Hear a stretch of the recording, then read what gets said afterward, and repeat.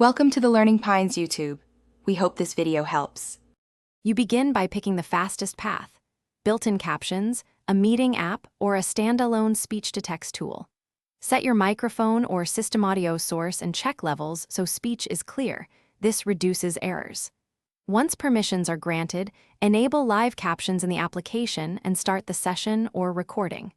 You do this now to collect clean audio, otherwise the service will mistranscribe. Make sure to close noisy apps and position the speaker close to the microphone for best accuracy.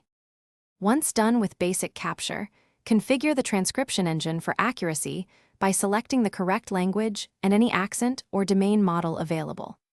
Turn on noise suppression and echo cancellation to cut background hum. Set sample rate to 16 kHz or higher for clearer phonemes.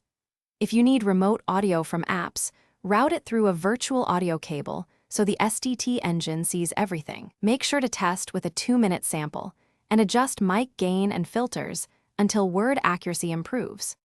You finish by choosing how subtitles appear, burned into video, as a live overlay, or as a separate transcript you export. Save auto-save transcripts and record a short clip to confirm sync and readability. If latency is too high, reduce buffer settings or switch to a local speech engine to cut delay. If accuracy drops, re-record a calibration sample, update the recognition model, or reposition the microphone closer to the speaker. One key tip: check audio quality first. Poor input causes most subtitle failures. Thanks for watching. Consider subscribing if we helped you.